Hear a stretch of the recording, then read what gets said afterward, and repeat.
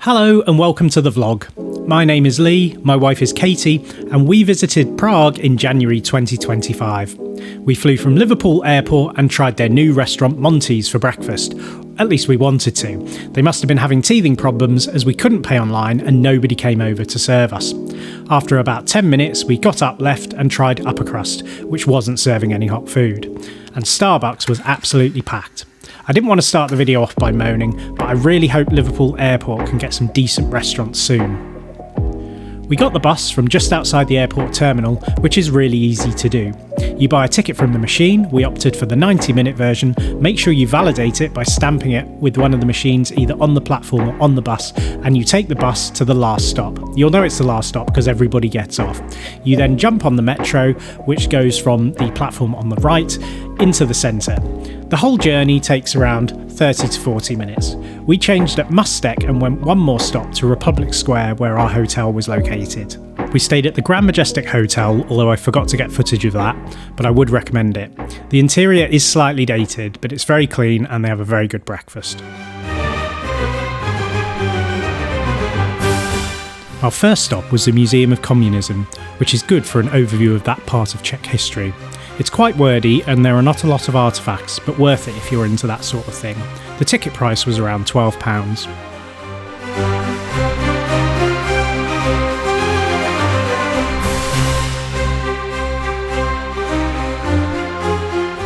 From 1948 until 1989, the country was under communist rule and was regarded as a satellite state of the Soviet Union.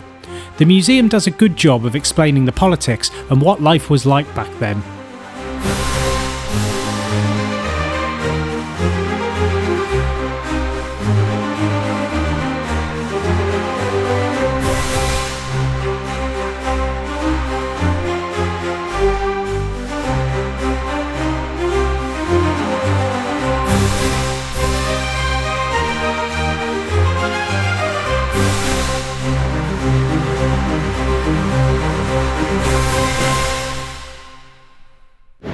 So this is the Opera House, and it's pretty opulent, as you can see.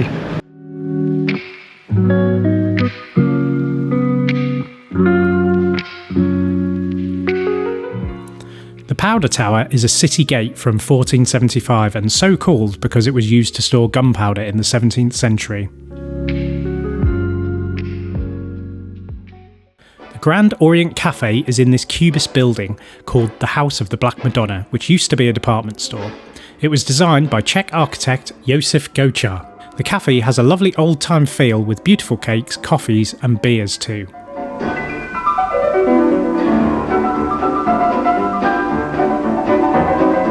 We went for a coffee, a beer and this traditional little Czech cake. Our entire bill came to around £8. The cake was delicious. The building is also a museum about the Cubist movement in the Czech Republic. I didn't know too much about this, but at around £5 to enter, it was well worth a visit.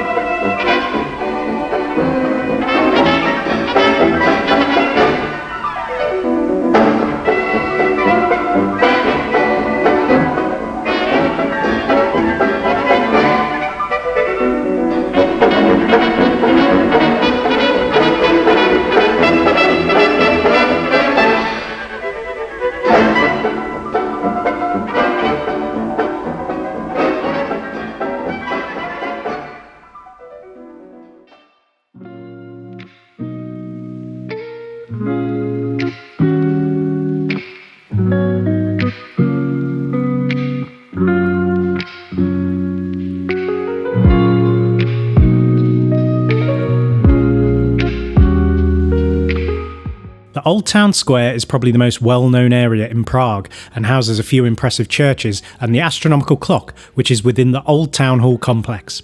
Every hour during the day, the Walk of the Apostles appears, which draws large crowds, but of course is something you should see at least once on your trip to this wonderful city.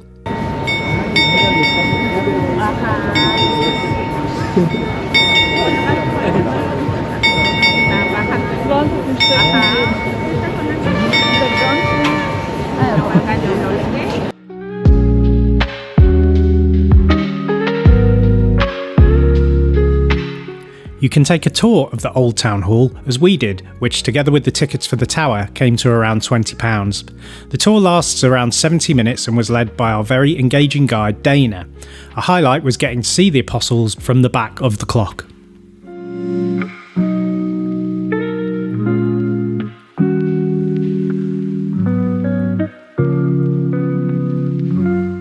The Old Town Hall was established in 1338 as the seat of the Old Town administration. The town hall itself is made up of 3 different houses, and the tour takes you through all of these.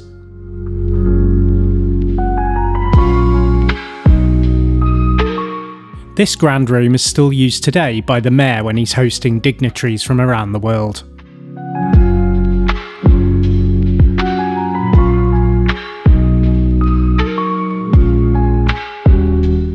The tour also takes you down to the catacombs of the building, which our guide explained used to be at street level. During medieval times, the city experienced lots of flooding, so the people of the day built houses on top of their houses, raising the street level. This explains why many of the city's bars and restaurants are situated in the basement, which would have been the original medieval houses. After the tour, we headed up the tower for some great views of the city.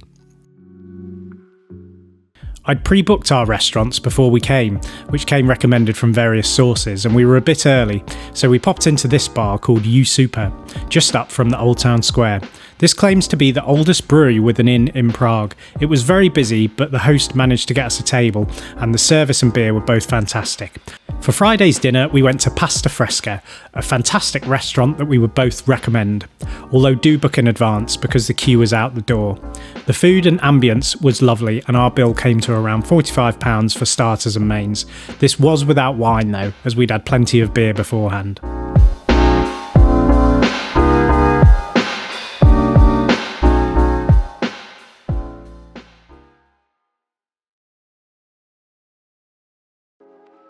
We started day 2 with a look around the Church of Our Lady Before Tin.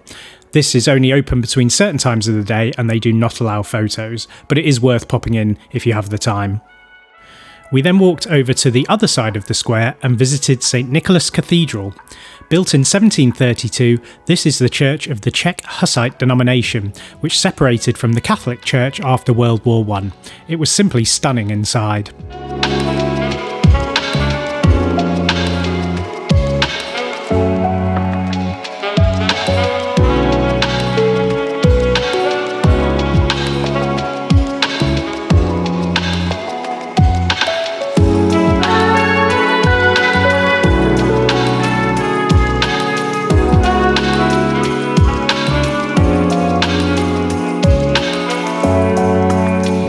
We walked over the famous Charles Bridge, which wasn't too busy for us in January, but can get extremely packed during the summer.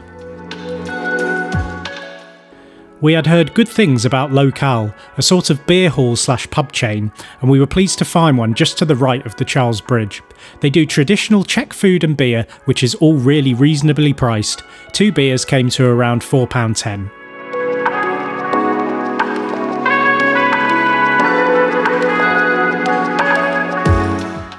So we've just got to the top of the climb to Prague Castle. It's quite a lot of steps, but worth it.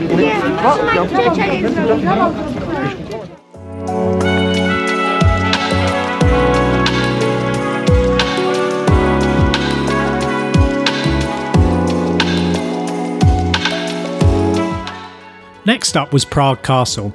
The pricing here is a bit strange. They do 2 or 3 different ticket types which provide entry to different combinations of the areas. The main site here is St Vitus Cathedral, which is very beautiful.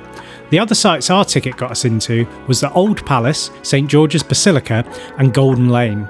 In all honesty, in my opinion, I thought the cathedral was the main attraction and I wasn't too fussed on the others. Perhaps you have done the other sites though, let us know in the comments if you thought they were worth doing.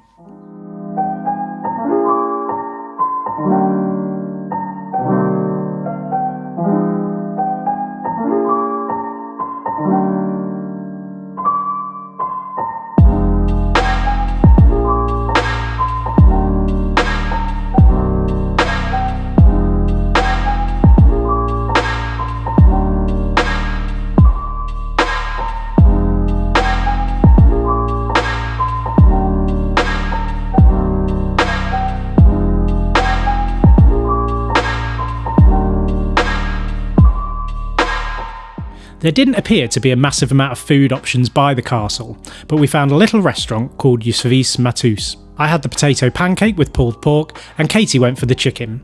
Just like everywhere we had visited thus far, the food and service was great. On the way back to the castle complex, we stumbled across Loreto, which is a pilgrimage destination and shrine. It was around £7 to enter and contains a beautiful church and cloisters.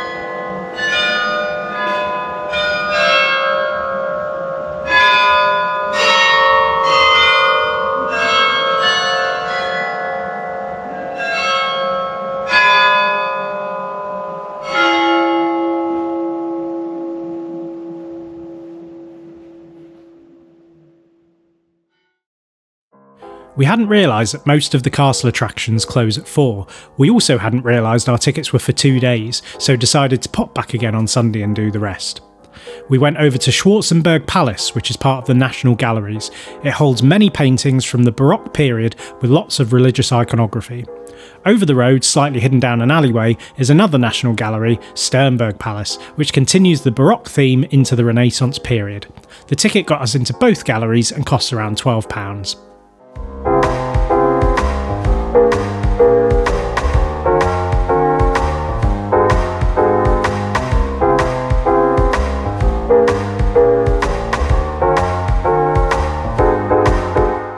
For dinner that night, we went to Restaurant Minchkovna, which used to be a minting factory for making money. I saw this recommended on the Honest Guy YouTube channel, and Janek had said the food was very good. It certainly was. Katie had the fillet steak and I had the duck, and with 2 beers this came to around £40. We had another quick stop in Lokal close to our hotel on the way back.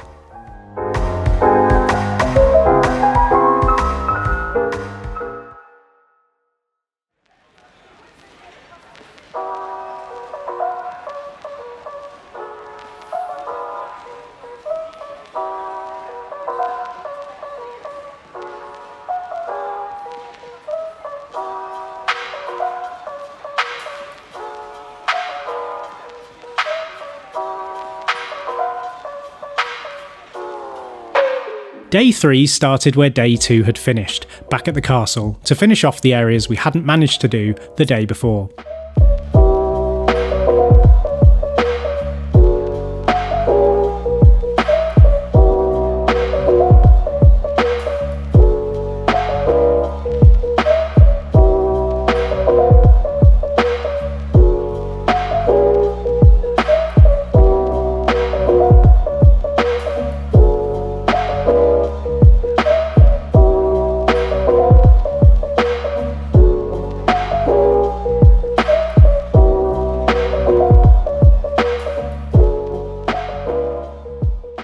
On the way to our next planned gallery, we walked past the Lobkowicz Palace, a museum holding the belongings of the Lobkowicz family, who are a noble, wealthy European family.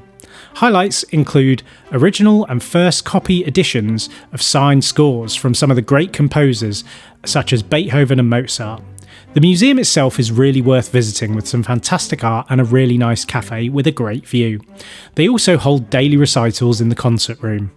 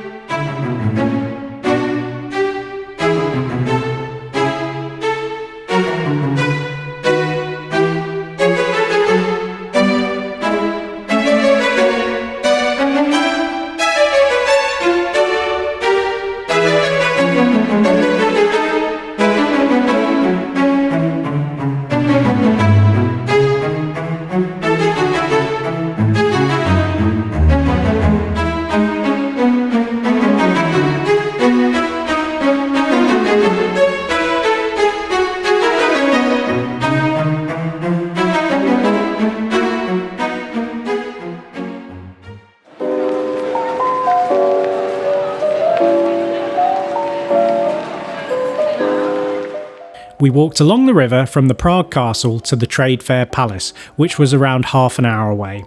This massive modern art gallery situated in the Holsavice area is brilliant, and I wish we'd planned more time to visit. They have many works by Picasso, Munch and many, many more.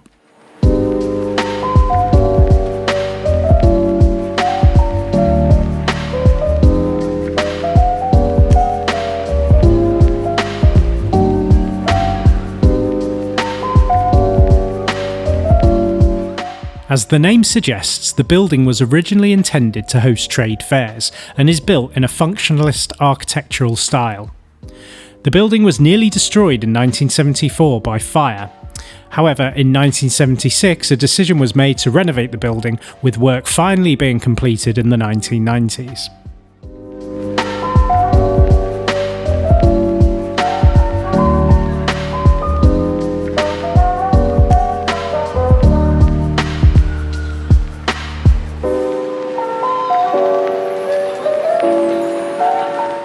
This is described as the small hall.